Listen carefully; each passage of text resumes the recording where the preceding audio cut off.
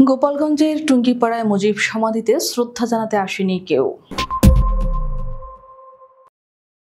শেখ হাসিনা সরকারের আমলে প্রতি বছর 15 আগস্ট গোপালগঞ্জের টুঙ্গিপাড়ায় শেখ মুজিবুর রহমানের সমাধিসৌধে শ্রদ্ধা নিবেদন সহ নানা আয়োজন থাকতো আওয়ামী লীগ ও এর সহযোগী সংগঠনের।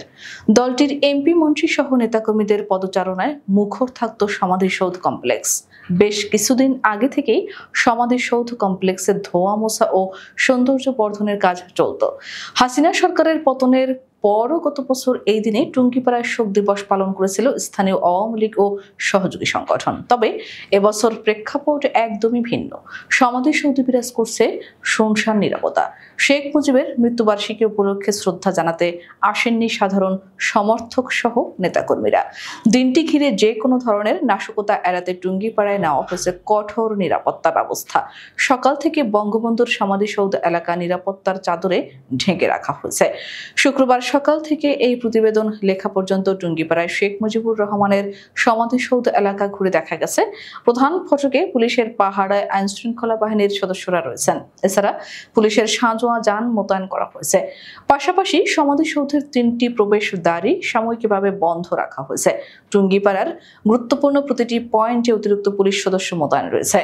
স্থানীয় বাসিন্দাদের সঙ্গে কথা বলে জানা গেছে, সারাদিনে কোনো দর্শনার্থী বা আওয়ামী লীগের কাউকে সমাধিসৌধে আসতে দেখা যায়নি। সমাধিসৌধ কমপ্লেক্সে ঘুরে দেখা গেছে সমাধির বিভিন্ন সড়কে পড়ে আছে গাছের মরা পাতা, পথের টাইলসে রয়েছে শ্যাওলা, বিশ্রামাগার ও সমাধির বসার বিভিন্ন আসবাবপত্রে জমেছে ধুলো। সমাধির ফুল গাছগুলো যেন প্রায় মৃত। টুঙ্গিপাড়া থানার ভারপ্রাপ্ত কর্মকর্তা খোরশেদ আলম বলেন, 15 আগস্ট উপলক্ষে সমাধিসৌধে ব্যাপক নিরাপত্তা জোরদার করা হয়েছে। সমাধির চারপাশে বিপুল পরিমাণ আইন শৃঙ্খলা বাহিনীর সদস্য মোতায়েন রয়েছে। সকাল থেকে এখন পর্যন্ত কোনো অপ্রীতিকর ঘটনা ঘটেনি। আইন শৃঙ্খলা পরিস্থিতি আমাদের অনুকূলে আছে।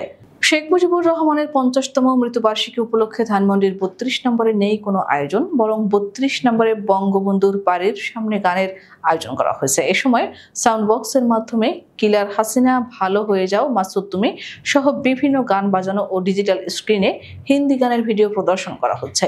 শুক্রবার জুমার নামাজের জন্য বিরতির পর দুপুর 2:35 গান চালু করা হয়। প্রথম গানটি ছিল ভারতীয় চলচ্চিত্রের কিলার হাসিনা শিরোনামের একটি গান। 2022 সালে অর্জুন কুমার ও তুলসী কুমারের লেখা গানটি টি সিরিজ থেকে প্রকাশিত হয়। এরপর ভালো হয়ে যাও মাসুদ তুমি এই কথা আর কে বলবে, আর পালিয়ে গেছে কাউয়া কাদের এই খবর কেউ জানে না গানটি বাজানো ও ভিডিও প্রদর্শন করা হয়। পরে একে একে বিভিন্ন গান বাজানো হচ্ছে।